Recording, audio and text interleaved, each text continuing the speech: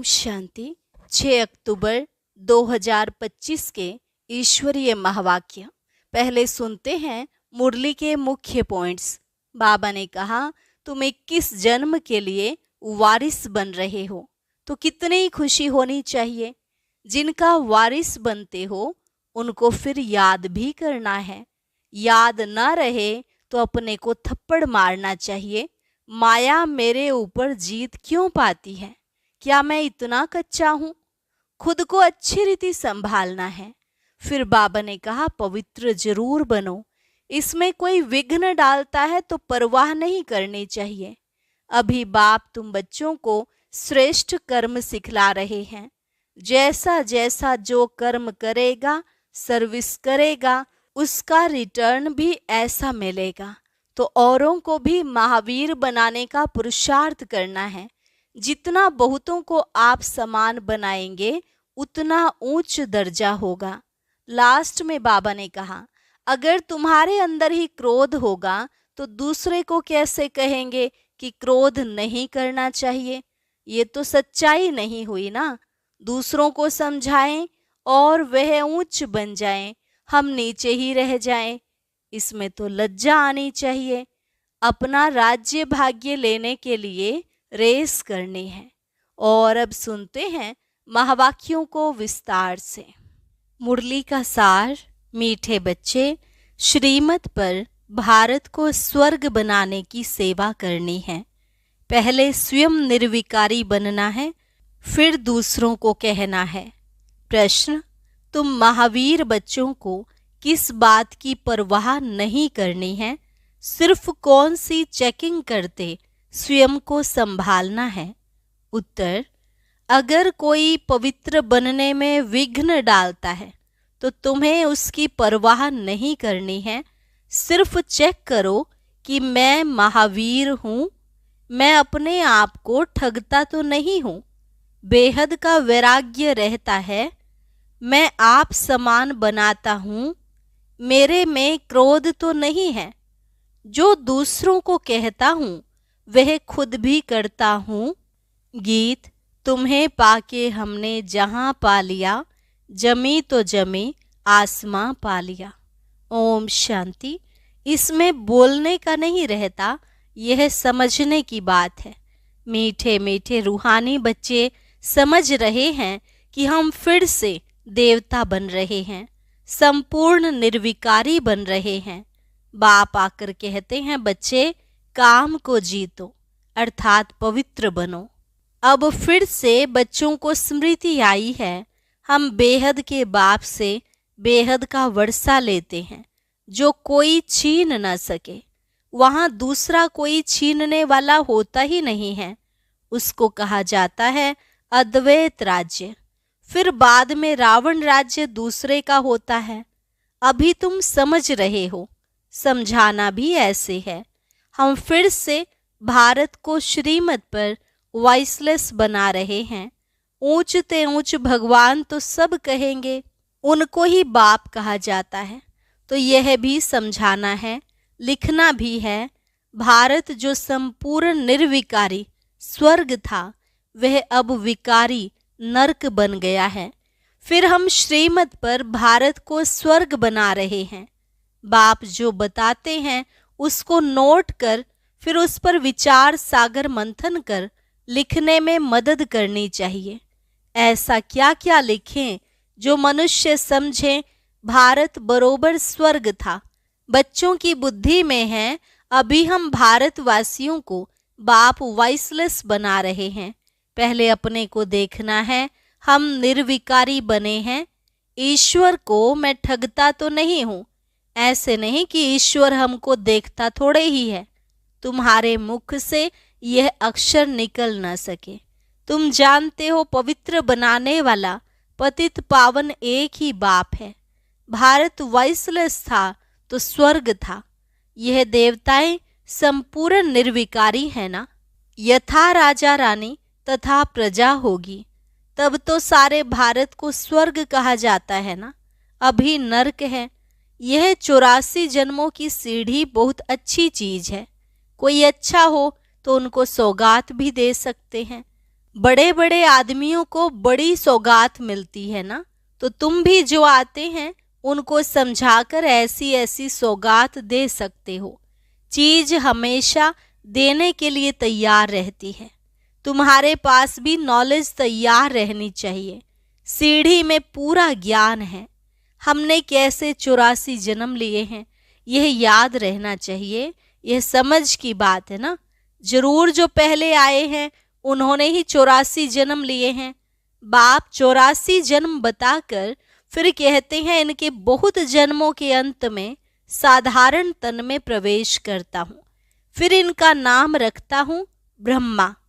इन द्वारा ब्राह्मण रचता हूँ, नहीं तो ब्राह्मण कहाँ से लाऊं। ब्रह्मा का बाप कभी सुना है क्या? जरूर भगवान ही कहेंगे। ब्रह्मा और विष्णु को दिखाते हैं सूक्ष्म वतन में। बाप तो कहते हैं मैं इनके 84 जन्मों के अंत में प्रवेश करता हूँ। अडॉप्ट किया जाता है तो नाम बदली किया जाता है, सन्यास भी कराया जाता है। सन्यासी भी जब सन्यास करते हैं तो फौरन भूल नहीं जाते हैं, याद जरूर रहती है। तुमको भी याद रहेगी, परंतु तुमको उनके लिए वैराग्य है, क्योंकि तुम जानते हो यह सब कब्र दाखिल होने हैं, इसलिए हम उनको याद क्यों करें। ज्ञान से सब कुछ समझना है अच्छी रीति। वह भी ज्ञान से ही घर बार छोड़ते हैं। उनसे पूछा जाए घर बार कैसे छोड़ा तो बताते नहीं। फिर उनको युक्ति से कहा जाता है आपको कैसे वैराग्य आया है हमको सुनाओ, तो हम भी ऐसा करें। तुम टेम्पटेशन देते हो कि पवित्र बनो, बाकी तुमको याद सब है। छोटेपन से लेकर सब बता सकते हो। बुद्धि में सारा ज्ञान है। कैसे यह सब ड्रामा के एक्टर्स हैं जो पार्ट बजाते आए हैं। अभी सबके कलयुगी कर्म बंधन टूटने हैं, फिर जाएंगे शांति धाम। वहां से फिर सबका नया संबंध जुटेगा। समझाने की पॉइंट्स भी बाबा अच्छी अच्छी देते रहते हैं। यही भारतवासी आदि सनातन देवी देवता धर्म वाले थे तो वॉइसलेस थे, फिर 84 जन्मों के बाद विशेष बने। अब फिर वॉइसलेस बनना है, परंतु पुरुषार्थ कराने वाला चाहिए। अभी तुमको बाप ने बताया है। बाप कहते हैं तुम वही हो ना। बच्चे भी कहते हैं बाबा आप वही हैं। बाप कहते हैं कल्प पहले भी तुमको पढ़ाकर राज्य भाग्य दिया था, कल्प कल्प ऐसे करते रहेंगे।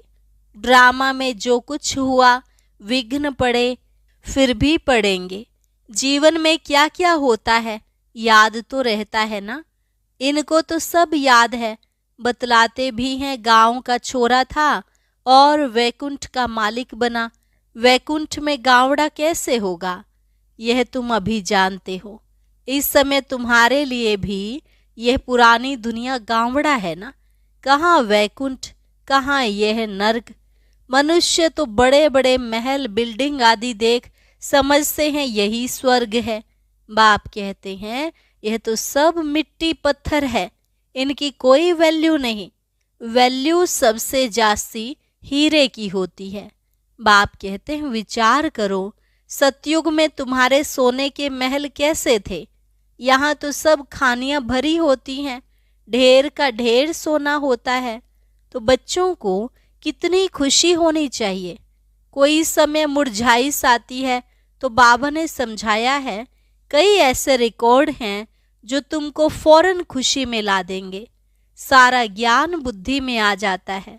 समझते हो बाबा हमको विश्व का मालिक बनाते हैं, वह कभी कोई छीन न सके। आधा कल्प के लिए हम सुख धाम का मालिक बनते हैं। राजा का बच्चा समझता है हम इस हद की राजाई के वारिस हैं।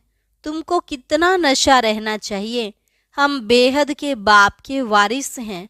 बाप स्वर्ग की स्थापना करते हैं, हम 21 जन्म के लिए वारिस बनते हैं। कितनी खुशी होनी चाहिए। जिसका वारिस बनते हैं उनको भी जरूर याद करना है। याद करने बिगर तो वारिस बन नहीं सकते।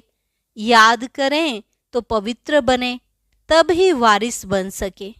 तुम जानते हो श्रीमत पर हम विश्व के मालिक डबल सिरताज बनते हैं। जन्म बाई जन्म हम राजाई करेंगे। मनुष्यों का भक्ति मार्ग में होता है विनाशी दान पुण्य, तुम्हारा है अविनाशी ज्ञान धन। तुमको कितनी बड़ी लॉटरी मिलती है, कर्मों अनुसार फल मिलता है ना। कोई बड़े राजा का बच्चा बनता है तो बड़ी हद की लॉटरी कहेंगे। सिंगल ताज वाले सारे विश्व के मालिक तो बन न सके, डबल ताज वाले विश्व के मालिक तुम बनते हो। उस समय दूसरी कोई राजाई है ही नहीं, फिर दूसरे धर्म बाद में आते हैं। वह जब तक वृद्धि को पाएं तो पहले वाले राजाएं विकारी बनने के कारण मतभेद में टुकड़े टुकड़े अलग कर देते हैं। पहले तो सारे विश्व पर एक ही राज्य था। वहां ऐसे नहीं कहेंगे ये अगले जन्म के कर्मों का फल है या पहले जन्म के कर्मों का। अभी बाप तुम बच्चों को श्रेष्ठ कर्म सिखला रहे हैं। जैसा जैसा जो कर्म करेगा, सर्विस करेगा, तो उसका रिटर्न भी ऐसा मिलेगा। अच्छा कर्म ही करना है। कोई कर्म करते हैं समझ नहीं सकते तो उसके लिए श्रीमत लेनी है। घड़ी घड़ी पूछना चाहिए पत्र में। अभी प्राइम मिनिस्टर है, तुम समझते हो कितनी पोस्ट आती होगी, परंतु वह कोई अकेले नहीं पढ़ते हैं। उनके आगे बहुत सेक्रेटरी होते हैं। वे सारी पोस्ट देखते हैं। जो बिल्कुल मुख्य होगी पास करेंगे तब प्राइम मिनिस्टर के टेबल पर रखेंगे। यहाँ भी ऐसे होता है। मुख्य मुख्य पत्रों का तो फौरन रिस्पॉन्ड दे देते हैं, बाकी के लिए याद प्यार लिख देते हैं। एक एक को अलग बैठ पत्र लिखें, यह तो हो न सके, बड़ा मुश्किल है।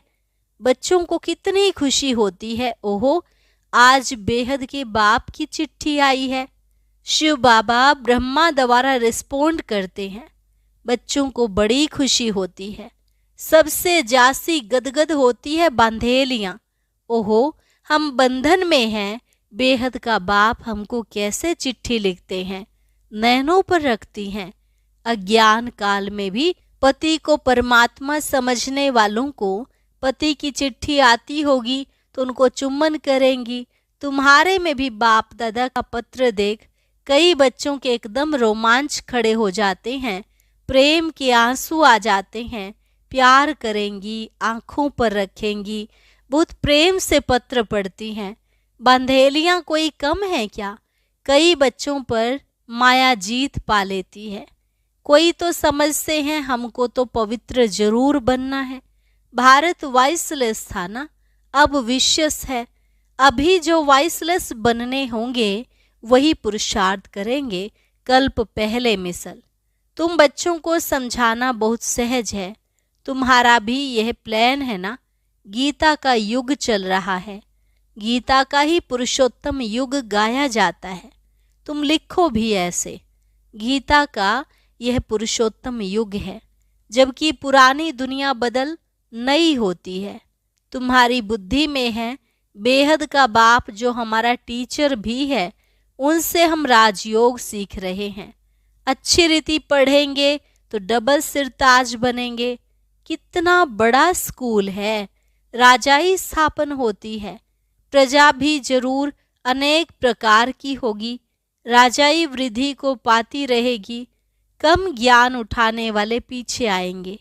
जैसा जो पुरुषार्थ करेंगे वह पहले आते रहेंगे। यह सब बना बनाया खेल है। यह ड्रामा का चक्र रिपीट होता है ना। अभी तुम बाप से वर्षा ले रहे हो। बाप कहते हैं पवित्र बनो। इसमें कोई विघ्न डालता है तो परवाह नहीं करनी चाहिए। रोटी टुक्कड़ तो मिल सकती है ना। बच्चों को पुरुषार्थ करना चाहिए तो याद रहेगी। बाबा भक्ति मार्ग का मिसाल बताते हैं। पूजा के टाइम बुद्धि योग बाहर में जाता था तो अपना कान पकड़ते थे, चमाट लगाते थे। अब तो यह है ज्ञान। इसमें भी मुख्य बात है याद की। याद ना रहे तो अपने को थप्पड़ मारना चाहिए। माया मेरे ऊपर जीत क्यों पाती? क्या मैं इतना कच्चा हूँ? मुझे तो इन पर जीत पानी है। अपने आप को अच्छी रीति संभालना है। अपने से पूछो, मैं इतना महावीर हूँ? औरों को भी महावीर बनाने का पुरुषार्थ करना है। जितना बहुतों को आप समान बनाएंगे तो उच्च दर्जा होगा। अपना राज्य भाग्य लेने के लिए रेस करनी है। अगर हमारे में ही क्रोध है तो दूसरे को कैसे कहेंगे कि क्रोध नहीं करना है? सच्चाई नहीं हुई ना। लज्जा आनी चाहिए। दूसरों को समझाएं और वह उच्च बन जाए, हम नीचे ही रह जाए, यह भी कोई पुरुषार्थ है। पंडित की कहानी। बाप को याद करते तुम विषय सागर से क्षीर सागर में चले जाते हो। बाकी यह मिसाल बाप बैठ समझाते हैं, जो फिर भक्ति मार्ग में रिपीट करते हैं। भ्रमरी का भी मिसाल है। तुम ब्राह्मणियां हो ना, बी के। यह तो सच्चे सच्चे ब्राह्मण हुए। प्रजापिता ब्रह्मा कहाँ है? जरूर यहाँ होगा ना, वहाँ थोड़े ही होगा। तुम बच्चों को बहुत होशियार बनना चाहिए। बाबा का प्लान है मनुष्य को देवता बनाने का। यह चित्र भी हैं समझाने के लिए। इनमें लिखत भी ऐसी होनी चाहिए। गीता के भगवान का यह प्लान है ना। हम ब्राह्मण हैं चोटी, एक की बात थोड़ी ही होती है। प्रजापिता ब्रह्मा तो चोटी ब्राह्मणों की हुई ना। ब्रह्मा है ही ब्राह्मणों का समय। इस समय बहुत भारी कुटुंब परिवार होगा ना, जो फिर तुम दैवी कुटुंब में आते हो। इस समय तुमको बहुत खुशी होती है क्योंकि लॉटरी मिलती है। तुम्हारा नाम बहुत है, वंदे मातरम, शिव शक्ति सेना तुम हो ना। वह तो सब हैं झूठे। बहुत होने के कारण मूंज पड़ते हैं, इसलिए राजधानी स्थापन करने में मेहनत लगती है। बाप कहते ये ड्रामा बना हुआ है, इनमें मेरा भी पार्ट है। मैं हूँ सर्वशक्तिमान। मेरे को याद करने से तुम पवित्र बन जाएंगे। सबसे जास्ती चुंबक है शिव बाबा, वही ऊंचते ऊंच रहते हैं। अच्छा, मीठे मीठे सिकिल अधे बच्चों प्रति मात पिता बाप दादा का याद प्यार और गुड मॉर्निंग। रूहानी बाप की रूहानी बच्चों को नमस्ते। रूहानी बच्चों की रूहानी बाप दादा को नमस्ते नमस्ते, गुड मॉर्निंग।